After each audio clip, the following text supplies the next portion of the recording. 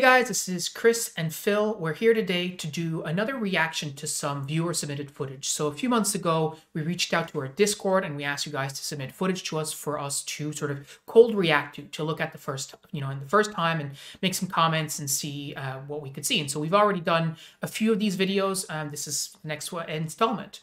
This one was set in by Matt. So he's the Storm Wizard on the Discord. Matt is one of our community members. He's located in California. And the footage that he sent us today is from a field that he plays at called CQB City, which is in Stockton, California. Inside the field, it's basically a mock Middle Eastern style village based on the experiences of the few US Marines who actually founded and built CQB City. So in this video, we're going to see Matt and his work partner, who at the time had been playing for about 6 months, pretty, hardcore at this field. This particular game is a 4-hour set of 15 to 30-minute matches. So we'll see a bunch of different stuff, including team deathmatch, bomb delivery, and then also like a hostage rescue style game. So he was on in this series of videos. He was on like the insurgency side of things. I'm not sure what that really means, but I guess we'll find out. So without further ado, let's get going. I like how that dude's just running around the show, talking about that with Matt when he was on the podcast a while ago. Yeah. And they have red lights, and that sort of shows you, like, for CQC, especially stuff like that, camo and all that stuff is not. Oh, there we go. Yeah. Oh, for sure. Let's watch this one. Okay, let's pause.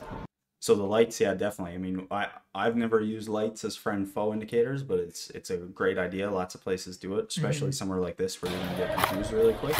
Yeah. Definitely use the tape before and whatnot, but the lights are a cool touch. Yeah.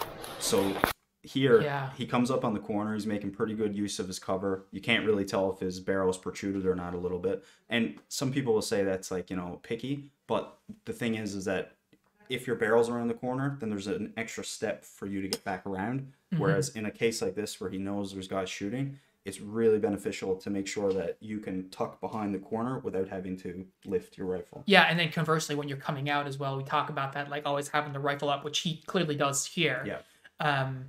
And I find it interesting too, like we talked about this, well, I mean, like we don't run flashlights, right? Because we don't play CQC, but this person has a flashlight, he has it on. We're watching a video, so we're not being dazzled by this. Yeah. But if he's coming from like a darker area or whatever, and the next thing that happens is someone flashes him with a flashlight, that has the potential to dazzle you and give you a split-second advantage, which we've never seen that happen at our fields because, again, we play outdoors. Yeah. But in this case, it's interesting, and it may have made the difference, right? Oh, definitely. It's definitely an effective tool used in the right locations. And if I was playing in a spot like this, yeah, I'd have a really bright flashlight. Nice hit. Yeah, this space is really cool. There's a lot going on. Yes, and we've never played in an environment like this. Not an indoor field. Those are great shots. Yeah, it's some pretty long distance stuff. Even for indoors, like, probably what, 200 feet to that back wall? Oh, got it. Yeah. Because, I mean, even just there's a bus there. Yeah. I don't know how long those are, but that... 45 feet? Yeah. Depending, it's the front nose. Oh, yeah, those are long shots. I mean, obviously this is just a nice hit. This is just a CQB sort of thing, a team deathmatch. But ideally, I mean, you want to see some communication going on here. This is a great place to cover. Yeah. Which in our village plays, that's exactly what we do as well. The guys with the best rifles get up top. Yeah. Although now that's sort of a whatever. The guys who want to get up top get up top. Yeah. Those great shots. Yeah, really. Yeah. I wonder what kind of weight BBs. I don't think that said. Be interesting inside to see. Because like there is an advantage to using lighter weight BBs from the perspective of higher velocity, right? It's just muzzle energy is one thing because we want muzzle energy when we're cutting through the brush. But if there's no brush to cut through, maybe you want BBs that fly. Oh, behind the net. You just want to pause it here, Phil? Yeah. So he's doing a great job of covering his guys here. They don't even know what's on the go, and he's covering them. Yeah. One thing I will mention is that and he did a fairly good job of it previously, is staying back out of the window, right? Especially in an environment like this, like you've got to assume there's a shadow, all this sort of stuff. If somebody's glancing up, seeing you hanging out of that window is a very juicy target, right? If you stay back a little bit, just like we talked about a few minutes ago, you still have control of all the cover, you know, and it's nobody's going to notice you hanging out of it. And especially you, again, get like in an indoor context like this, it's not the case that the outdoors for us, because upstairs at the outdoors, there's no roof. But even if you think about the outdoor when we've played, if someone is indoors in the, like on the bottom floor in the dark, and you're out in the bright, it's hard to see, right? It's hard to see in there unless the person is hanging out the window. So if he's a couple steps removed, people at the other side of this field, they might not even be able to see him in that space, right? And that's one thing that that's really good. And you get a sense of that when you play the field a lot, but you sort of, you know where you can push it, right? Just like, you know, when you play in the woods quite a bit, you know how much noise you can make before it's like, oh, that's obviously somebody over there, or the same sort of thing. You can do the same thing with shadows, right? Yeah. All right.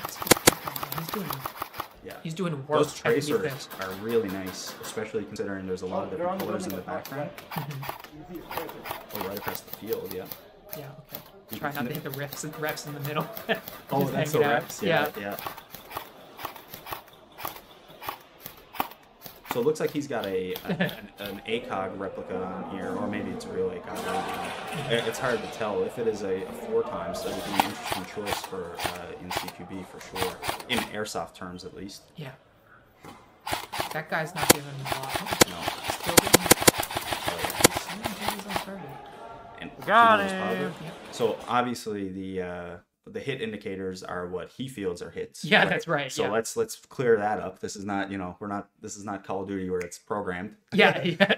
But it seems like he hit that guy a lot. But one thing I want to point out here is, so he's what we would consider not great cover, right? This car would be great cover if he was taking fire from the other side. Yeah, that's right. He's taking fire from front on. So instead of putting himself in an awkward position of trying to get out of there or whatever, and he could be shot in the process, what he's doing is laying fire on that corner, because he knows the guy's there. So he's either going to suppress him, and then he has the initiative to move, or he's going to, like what happened, keep putting fire down, and the guy's going to come out and get hit. Yeah, absolutely. So and great play. The thing is, he doesn't want to stay here. No. Right? No. And I mean, this is CQC, so we know they're highly mobile, but realistically, like if you're in this position and the enemy is coming from your front, this is not where you want to be, right? Long term. No. So to your point just now, like put the fire down and regain the initiative so you can go elsewhere. Like even if he was on the other side where that little corner is, that would be still way better. Transition shoulder, and then you're way more protected, right? Yeah, for sure. But not being there and not knowing, you know, like if he went there, like we can't tell if he can see around those pallets, all that sort of stuff. So based on the information we got, he made his choice, stuck with it. Yeah, and it paid off. Yeah. Might not always. And I know you can sort of see through those pallets, but I like that there's not holes on them. Like, everything seems to be in pretty good repair, and you're not having to worry about being shot from which always, then it brings up like ricochets and all this sort of thing.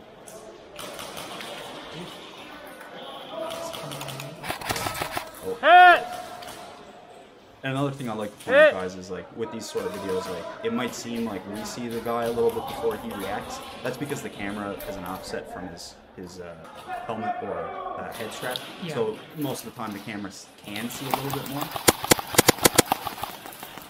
Nice. Right through the car windshield. Yeah. He's definitely doing very well. Yeah.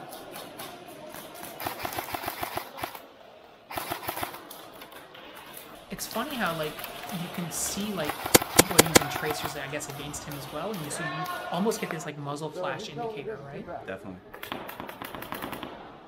He's like, you need to stop using full auto. I was like, I'm really not. He's like, no, you're not? I'm like, no, that's semi. He's like, what's your full?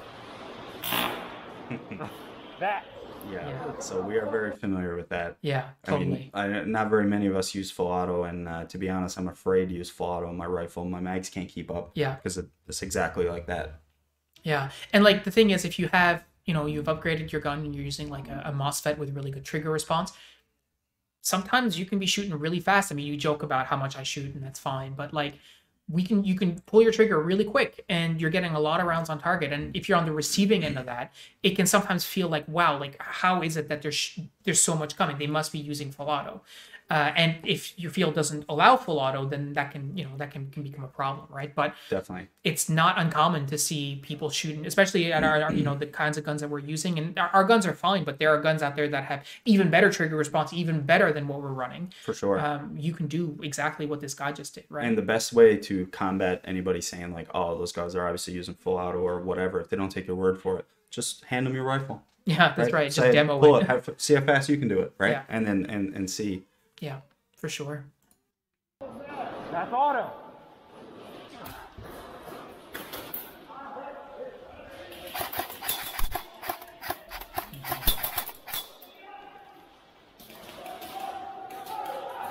That's tough. Right? 'Cause, like, Yeah. his rifle's like canted off to the side a little So bit. if you want to, Cover. yeah, if you want to pause it. So this is one thing that's really big in real steel shooting. Obviously, it's called mechanical offset. So he's got a sight that's a couple inches off the barrel, right? And then obviously with airsoft, everything's not shooting straight. Yeah. So just say it was shooting straight. So he's still got this offset to contend with, where what he's looking through his sight, but he's seeing the front of the bus and he can't see where his barrel is. So now he's canning his rifle to try and get around that. The tricky thing with airsoft is that your BBs don't go flat. They Yeah, go just a straight. hop. Yeah. They go curved, right? So now when you're rotating your rifle, not only are you trying to get around the thing that's in front of you, but you're trying to track that curve through these objects. So that's something that we bring up all the time about practice at home, dry firing, all this sort of thing. That's one thing that you can't really dry fire. Yeah. Because if you're not familiar or not comfortable with how you've got to manipulate that rifle around to like eliminate your offset or at least get in a better position, you can waste a lot of time. Yeah, right? and BBs. No. And BBs. Yeah, and you're in a position where obviously this other guy can see him, right? Yeah, totally. Yeah. So if you and one tip for that is if you're in a position like this and you've got the option to get somewhere else, just get somewhere else. Yeah, it's totally. easy, right? It's easier, sorry. Yeah, just put some fire down or get a buddy to put some fire down and just relocate. We talked about it on the Discord a while ago, and it's it's a bit of a nuanced question, but it's like how do you maximize the use of crappy cover? And my response was very much like, well, just don't stay there. As if you have no alternative, then I mean that's all you can really do. I'm not saying you should stand out in the open. Yeah. But what's good cover for me is not going to be the same thing that's good cover for Pat because he's twice my size. Yeah.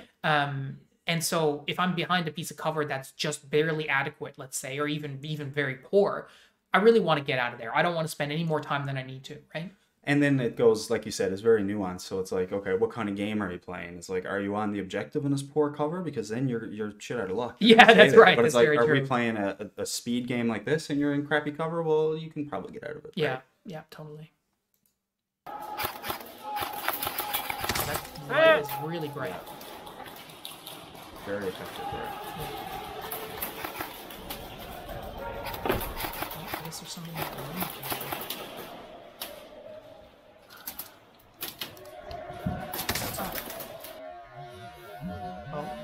There's a guy. Let me just go back here so you guys can read that.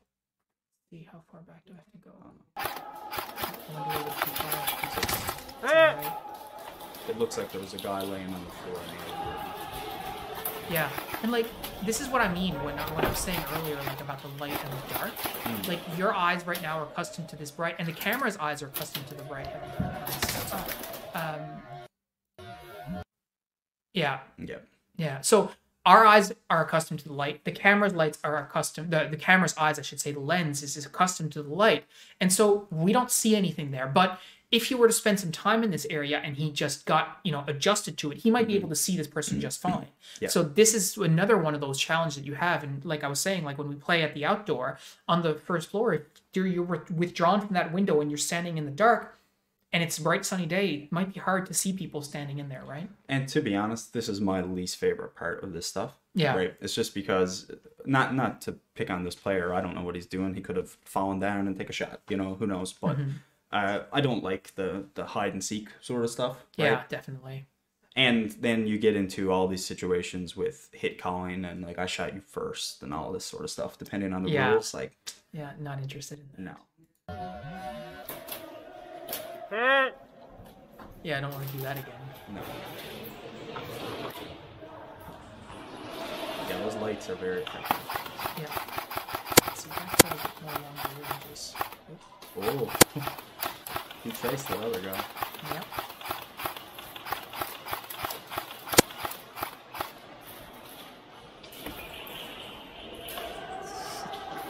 Man, that guy running around that piece of cover like that, he's lucky he did not get shot. Yeah. Where at? Nate, where at? Huh? Where at? Where you see him? You look down this window to window, the next building. Uh-huh. There's a guy in This is some of the first communication we've heard. Yeah. What? Nice. Good shooting. There's more than one. Yep, Yeah. two. Whoa. Oh my god, that guy must have hit me there. So, can you pause it for a second, Yeah. Phil? This is another situation where there's a few things at hand here. Do you see, like, just from the orientation of his rifle, and he's using this couch seat here, it's pretty obvious he's leaning, his body is in cover, and he's leaning into the window. Yeah. He's very confident, because he already hit one guy, so he sees the state of the fire coming back at him. He's very confident, so he keeps taking he's not spamming, right? Yeah, He's yeah, taking totally. nice shots. Also, yeah, that guy almost got domed on his team.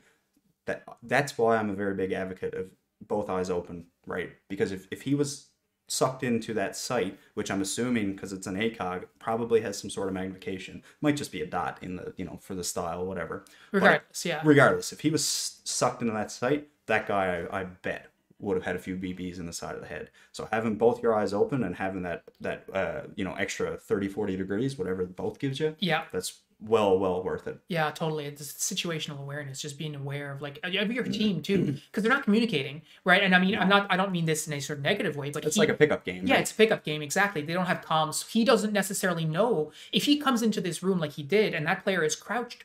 There's no way for you to know, and the next thing you know, he's standing up in front of you. Yeah. You gotta have the discipline, firstly, to not just light that player up, and then to be able to just perceive what's going on. And this is 2 or 3 times this has happened now, so he's got excellent awareness for Yeah, that but stuff. I guess he gets lots of practice too.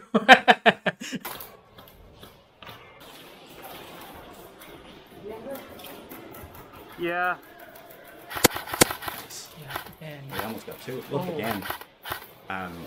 And not knowing this field, it's hard to comment, but I'd be very hesitant on staying in a position like this for too long, right? Unless I have Got a you, bro. massive Come advantage. on. Yeah. Now he's staying static here, so he does have the advantage of he's reacting, to the movement, not going off the other reaction. and he's doing work, man. Like, Oh, they yeah. keep coming back to the same hole. Like, Do I have to do Oh, anything this with is the rucksack? Yeah, pull the bomb out of it and then die. So when they get hit, I would just carry it like a fucking bag, dude. I was standing there the whole time. Because otherwise you're not gonna be able to get it off, right? Yeah. Yeah, Okay, moving it to the top layer. yeah, please. All you'll have to do, Just pull it out, straight up. And then just throw it, right? yeah, Okay. get it out of the bag. So they gotta get a and then bomb to blow up for our certain food. movement.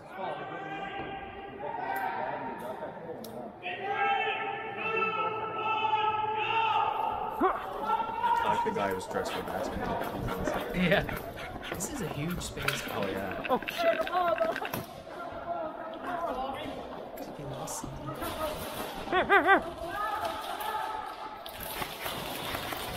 Oh, this is chaos. Oh my goodness. I can't believe he wasn't hit. Oh, there we go. Yeah. Yeah. Yeah, That's great. absolute bananas. What are you hoping to accomplish that? Oh, Oh yeah.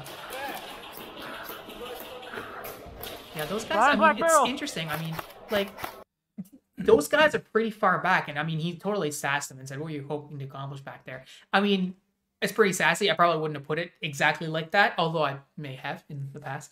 But like, it's true. Like, there's a point where you have to look at it. We talk about it a lot. Like, what exactly are you doing so far back? Especially if you are, running a gun that doesn't have as much. Well, we play outdoors, but like, it's a stock gun or near stock. Like, what are you doing back there? Like, you see players running by you, taking other pieces of cover.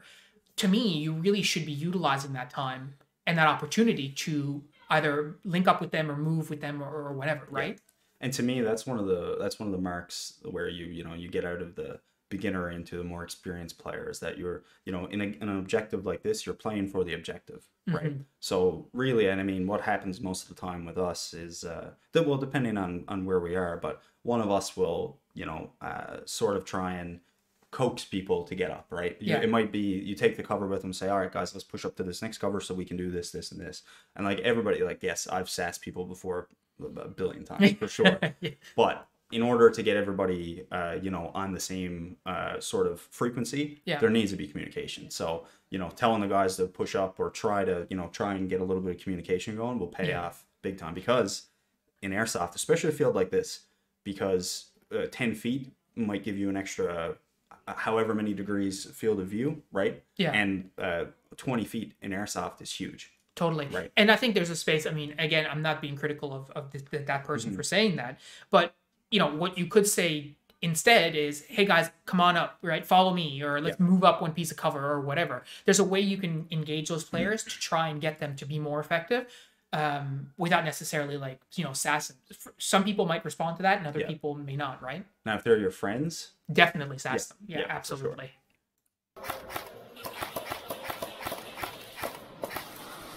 So that guy seems to be carrying bombs. Shit!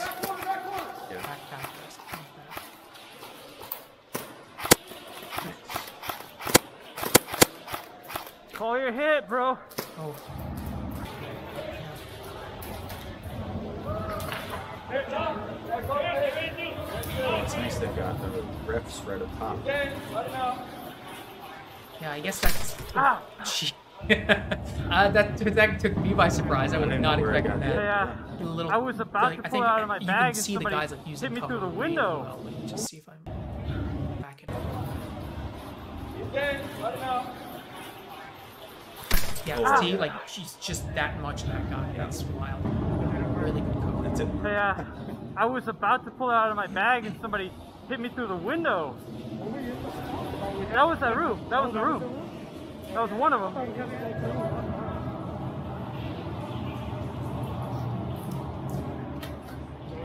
Yeah, hold on, let me make this a little more easy for me. Even one roll cover, right? Because you see what happens here, right, is there's people at the front, we'll say, then they get hit, and then there's a lull between people, the next people going to that. Totally. And we've talked about that before, like, when we're doing, like, village defense or whatever, like, you make multiple lines, and, you know, if a person gets hit, you immediately move into filling their spot. Well, that's what we were talking about before, right? I mean, that's the mark of experienced players. Okay. Recognize what the situation needs. Get me in that room, please. And that's not for everybody, right? Because who am I or me to tell anybody how to do it? But if the objective is to win, you know, then maybe people might be. You got hit. Right? This is a space where I would love to have grenades, but I feel like I would not have enough. I would need 6. Yeah. It's interesting too. Like different people. What the fuck? You get hit. You No, motherfucker. there's a guy in that room. Did you see him? Yeah, it's green. Yeah. Huh? It's not working, bro. Nah, dude. Yeah, they're having trouble. Can we go through here or what? No. Wait, we can't?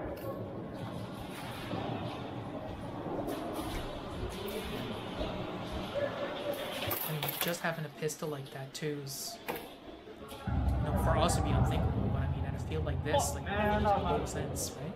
Oh, no doubt. You could definitely get good enough. With some extended mags, perhaps. I'm not too familiar. Red. Most TMs have between 25 and 30 rounds, right? Yeah. It depends as well on your life expectancy. I'm only going out there for 2 minutes. All right, well, 25 rounds is plenty. I got a bomb. This is helpful too, like, again, Bomb right here, bomb right here. Not something we ever considered or needed, right? But yeah. Hard to tell Where's the room? Where's the room? It seems like they're making their way to the bomb site. Oh, this is.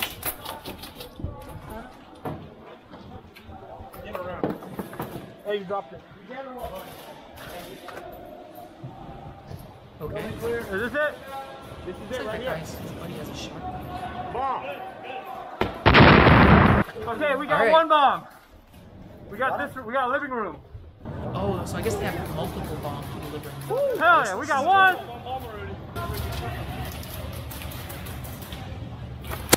Oh, that guy was not prepared. See, that was a classic example. Bum rush it. Alright, so this is a new game apparently as well. I'm gonna take mansion, yeah. Oh, Matt talked about this type of game on the podcast before, I think. So it's like, yeah, it's like a hostage game, and it's like they've got like a mansion or like a large building that's like a house, and they have to get in and get on the stairs or something like that and execute the hostage. Can I just pause it there for a second? Yeah. I guess that's what the mansion is right there. Okay. Yeah. Just scroll it back, just a little bit. Okay. So just right here, this is excellent. So you see, almost everybody here is running with the rifle a different way, right? Yeah, that's fair. From one hand on it running, from it in the shoulder, from all this sort of stuff. If this were me here, I would be primed right away because you never know what's going to come around the corner, right? So the fastest way to run with a rifle is one hand, of course. I'm probably not going to be full sprinting here, right? So to me, this is one of those areas where it would be really nice to be familiar with having your rifle up in like a compressed sort of thing or over your shoulder as you're moving, because then if a target comes out, you're already ready, right? But it'd be very technical because of all these different covers and walls and whatnot. It's definitely like a skill that if you're like Matt and his buddy playing all the time, now they have their own skills that they transfer over based on their experience, so fair enough. But it's a kind of skill you definitely want to practice, right? Like get accustomed to it for sure.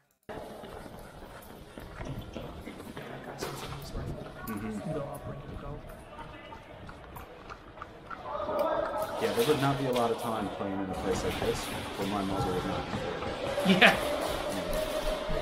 Because as we've seen, the difference sometimes is just like, that half a second, that's all you need. So he's in the same place as he was before, right? Yeah. So the other guys are trying to come. Yeah.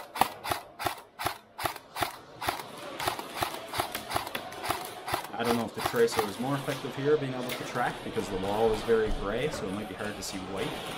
I know I tried black BBs once, thinking that we play against concrete, so it would be easier. But then when I started shooting with the woods background, no, not a chance. Yeah. Yeah, black BBs or something else. That's interesting. Well, it's interesting too. Like you can see the flashlights going on, and that's a bit of a tell, right? Like if that flashlight hadn't gone, you would not have known that there was something back there, right? So now he's waiting because he's seen it, right? For sure. And that's something that would definitely cost we got the body right here. Light discipline. So we're good. We're gonna win. I dragged it a long time ago. Game's over. Hell yeah. Yeah. That was some great footage. I mean, he had a pretty good KD ratio, if that's important. He was doing a lot of good stuff there. He got a lot of hits. I think one of the things that really stands out to me looking at that is just how much like you can really tell when someone is not prepared for the engagement they're about to come in, the difference that you have, because he's ready to go in almost a lot of the circumstances we could see. There's some players who don't have their gun up or whatever, and when he comes across those players, man, that's it, right? And that's to his advantage every single time. Yeah, which I think playing in some of the fields we play at, you can definitely fall into that trap because you might have 800 meters between you and an enemy. It's like that's hundreds of miles worth, Yeah, that's right. Nobody's going to shoot you from there. But in a situation like this, if somebody has a small sprint, they're within range. Yeah. Right. So definitely, just like I said, there wouldn't be many times where my muzzle would not be up in that situation. I mean, I really appreciate Matt sending that footage in to us. I think I don't seek out airsoft gameplay footage in general. Like, it's not something that I'm looking for in the content I consume. But like, I've never seen CQC just quite like that, like so intense, right? Because there's a lot of players. There's a lot of BBs being shot. And I mean, that was edited too, so we didn't see all of it. But like, it seems to be go, go, go, right? Oh, for sure. And that's like, there's a lot of places like that around the world, especially in the States, in bigger warehouses and such. We just haven't had the opportunity to play in something like that, which would be amazing for sure. Yeah, we'd have to definitely tune down our guns a little bit because they shoot a little hot for shooting people like, 5 feet away. Yeah, but I would be interested to know the rules and BB weights for there. Yeah. Yeah. So, Matt, thanks a lot for submitting that footage. Sorry it took so long to get this video done for you, but here you go. Guys, if you would like us to look at some of your footage and, give our sort of take and reaction to it, we'd love to see it. You can submit it right through the Discord. Thank you so much for watching. If you like this content, make sure you leave a comment. That helps us out a lot. But until next time, that's all we got for you. Take care, everyone.